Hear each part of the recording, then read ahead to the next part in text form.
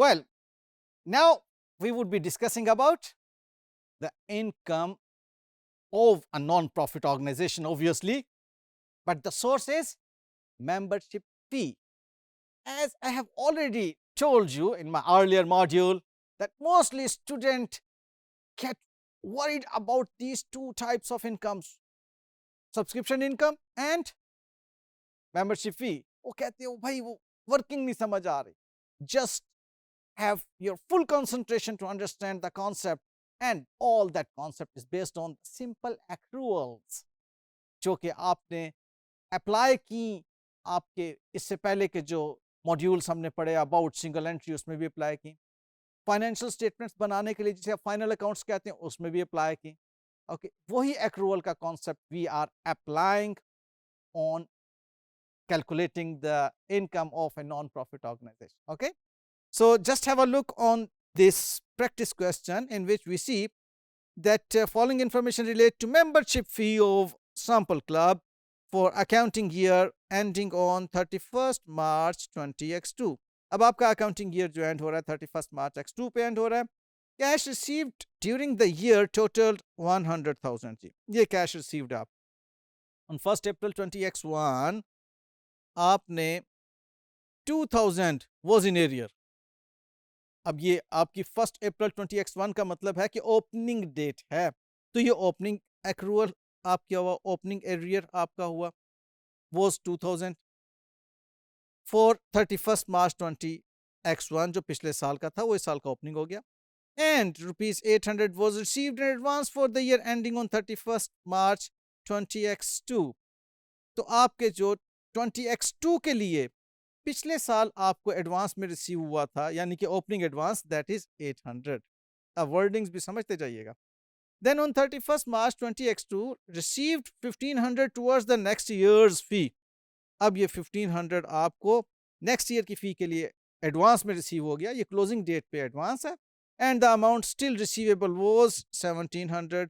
अब ये 1700 आपकी इसी साल की अमाउंट स्टिल ड्यू है. तो अगर आप देखें एक्रूअल का फिल्टर जिसे मैं कहा करता हूं कि आपके पास ओपनिंग एडवांस भी आ गया, इसके अंदर ओपनिंग ड्यू भी आ गया और closing advance and closing due, यही तो एक्रूअल का फिल्टर है और उसे हमने समझा हुआ है किस तरह से प्लस माइनस करना है. This is in front of you now.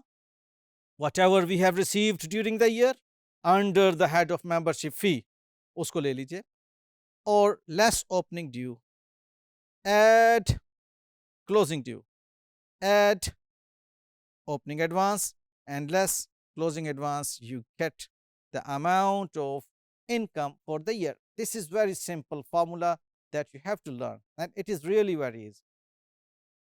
Membership fee, what you see in this membership fee, you have an opening balance of advance that you received in the last year for this current year.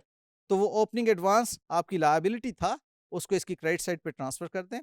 और opening due membership fee which was receivable in the last year that in fact is belonging to the current year, वो opening due के तौर पर यहाँ पर आप debit side पर transfer कर दें. Whatever the amount of cash you have received during the year, the simple accounting entry is debit cash and credit this membership fee. आप क्रेडिट साइड पे उसको पोस्ट कर रहे हैं. और closing due that you still have to receive, वो closing due आपका receivable debit और इनकम क्रेडिट हो रही है. और दूसरी तरफ इस 100,000 में जितना you have received in advance उसको यहाँ से अब आप बाहर निकालिए डेबिट करके और एडवांस मेंबरशिप फी को लायबिलिटी बनाएंगे. तो ऐसा करने के बाद what you get as a result is 9100. This is your income for the year under the head membership fee. Well, इसी को थोड़ा सा और तरीके से फ्रेज किया, same, all together the same thing, because mostly I see that examination question when they change their wording student get worried. तो आपकी worry को ख़त्म करने के लिए इसी सिनेरियो को मैंने differently फ्रेज किया है. Let's have a look on it. कहता है club receives 1000 annually from each member. अब उसने इस तरह से बात कर दी. Below is the information for the accounting year ending on 31st March X2 and received membership fee from 100 members. तो सीधी सी बात है, 100 मेंबर से मेंबरशिप फी रिसीव किया ड्यूरिंग द ईयर, 1000 आपकी फी बनती थी, तो 100,000 ही बन गया ना। और उसके बाद ये ड्यूरिंग द ईयर आपने जो, इसको आप बेशक इशारतन लिख लीजिए कि ड्यूरिंग द ईयर आप, well, on 1st April 20x1 means at the beginning of the year fee was due from 20 members. अब उसने मेंबर बता दिए, अब 20 मेंबर को मल्टीप्लाई उसी फी के साथ करेंगे जो बनती थी उसकी membership fee, and 8 members had already paid their fee in advance for the next year ending. उस वक्त पिछले साल में अगले साल के लिए जिन्होंने पे किए हुए थे, तो ये ओपनिंग एडवांस हो गई ना, तो आप उसको मल्टीप्लाई कर देंगे amount of the membership fee के साथ। और 31st March X2 received fee from 15 members towards the next year, and the amount of fee was still recoverable or receivable from 17 members. So what do you see? That either the straightforward information is provided in the question, or the examiner has twisted the information with few other related information.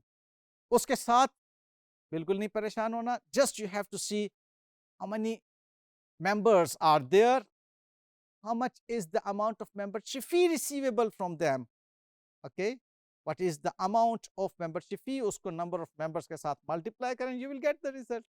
So this is the simple concept of working out the income of a non-profit organization. And remember, आप किसी भी entity की accounting कर रहे हैं, either that is a business entity or a non-business entity, आपने accrual basis पे जब काम करना है, तो आपको जो भी कैश रिसीव हुआ है, if that is an income, accrual के फिल्टर से आपने गुजारना।